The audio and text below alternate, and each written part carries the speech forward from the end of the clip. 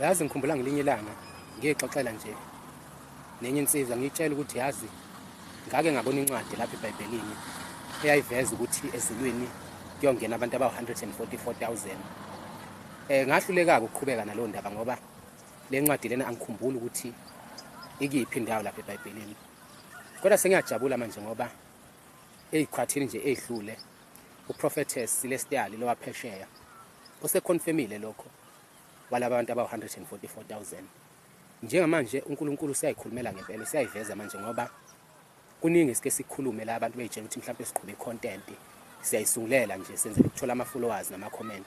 Kodwa njengamanje ngisho abantu baphesheya, ngisho abelungu manje uma ungena ku-TikTok sebeyakhonfirm ukuthi uJesu akaze bebikho, kodwa umuntu wayekhona uYeshua futhi wayemuntu omnyama. Uma ungena ku-TikTok uyabona lapha sekuvezwa khona ukuthi uJesu kwakumuntu omnyama uYeshua.